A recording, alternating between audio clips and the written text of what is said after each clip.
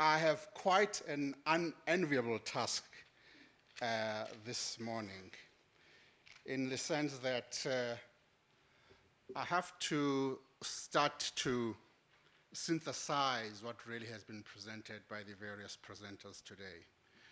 However, my aim is not in any way to summarize what you clearly heard them say, but just only to highlight certain key important points that are especially going to be relevant for South Africa. Now, when the chair of this session, Ayabonga, started, said that he was going to make his 2 cents worth. And he then went on to say that the issue of the minimum wage should really be part of a bigger picture, part of a bigger policy initiative. Now, first and foremost, it is important that we get to understand that ourselves. Because why do we have an interest in a national minimum wage? The interest is improve the quality of life and the standard of living of those who have jobs and for their households. So this is actually kind of, I think this is quite important and fundamental, i.e., what is our interest in this? And then we need to be categoric about what our interest is.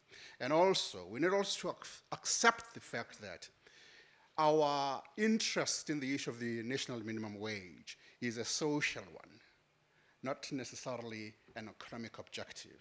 So we need to be able to build that kind of balance into these different things that we have spoken about. Just to emphasize, which is really quite an obvious point, when in Britain you look at the history of the welfare state, Nicholas Timmins wrote a very excellent book on the 5 giants, the history of the welfare state in the US. When William Beveridge authored his report, he then set out to say that his country at that point had to address the problem of squalor, the problem of ignorance, want, idleness, and disease. And they then went on to build a national health system to address health issues, to contribute quite significantly in education, to deal with employment as well as income support. So part really of a broader arsenal that was referred to earlier. Now, I do think it's also quite important. I was hoping that Alan was going to raise this point in his presentation.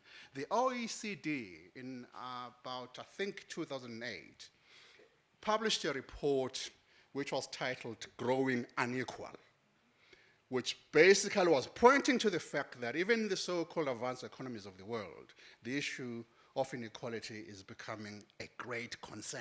And also the policy responses and recommendations that came from that observation. Europe currently has what are called national minimum income schemes. Again, trying really to battle with the new developments that inequality has indeed been growing in many countries in the world. Now, I think just to highlight really what I think are going to be relevant points for South Africa. Uma gave us, which was an excellent really review of the issue of minimum wages in developing economies and the problem of rising inequality, which is globally, and minimum wages as a response to addressing that inequality. First, the issue of a national minimum wage addressing unfair competition. Because often I see people such as Eddie Webster here in the audience, you know, in instances where there is a surplus of labor, wages tend to be depressed. They tend to move downwards. So therefore, a national minimum wage will go a very long way in ensuring that it eliminates the issue of unfair competition. Now, the other important point that Uma makes is that the starting point is critical. Where we start in South Africa will indeed determine where we will end, or where we will get to, at least.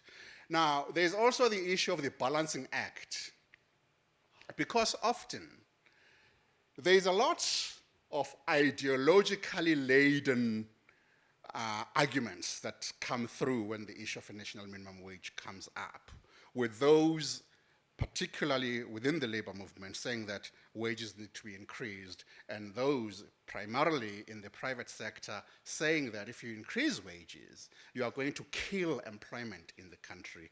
And then issues such as capital flight, companies going elsewhere. However, those of us who are students of social policy are also quite aware that the world is battling with the issue of the race to the bottom, where it is the least that employers want to be responsible for these days. I had the fortunate experience and exposure of listening to someone presenting on how globally, primarily international capital, is absolving itself responsibility of the welfare of their workers through every means possible. So therefore, Uma tells us about the importance of the Balancing Act, and she goes on to say that if the minimum wage is set high enough, it will have an impact. If it's set too low, it will have no impact. However, there has to be an attempt to make sure that it's not too high to affect employment and not too low to be meaningless. And then when it really comes to Alan, what I really liked about what he presented was that at some point, even in the UK, there was hostility towards the adoption of a national minimum wage. Therefore, here in South Africa, those who are fighting for a minimum wage must be prepared as well for the battle. It's not going to be easy. It's not something that is going to be handed over on a platter. Over and above what's currently going on at NADLAC, there'll have to be some kind of political work that will have to happen as well on the sides. So as he did indicate to us, I think this is very encouraging when 26 out of 34 OECD countries have adopted national minimum wages, and there's greater pressure that is there across the board really to adopt national minimum wages. However, he also went on to caution us that the effect of a national minimum wage should really be part of a broader strategy. So he really called it a blunt instrument, and it also depends on other issues, which is actually quite, I think, clear, in the sense that if you've got a lot of dependence, so in South Africa, the issue of household size then comes into play. The issue of household size, especially for lower income earners, those who are in the lower end of the income distribution, then kind of becomes important, because a national minimum wage earned by a worker who only has one or two dependents is very different to the impact of a minimum wage on the quality of life of a worker who has a greater number of dependents. Now, turning then to Roxana, the important point really that came out of that discussion was that the minimum wage has a positive effect on wages of workers at the bottom end of the distribution. So let us also be aware here that our focus is on the bottom end of the distribution. Many of us who are at the higher levels of the civil service and government belong to the top 1% in terms of our income earnings. So we're not really the primary focus and concern. The focus and concern should really be those who are on the lower end of the income distribution. Now, again, as we go forth in this symposium, the point of wage compression that she says that there is empirical evidence of this, at least in some countries in Latin America, that when you set a minimum wage, those who are lower than the minimum wage then rise up to the minimum wage, and then it stagnates there. And then there's wage compression in the sense that employers only have an interest. In government, we call that malicious compliance.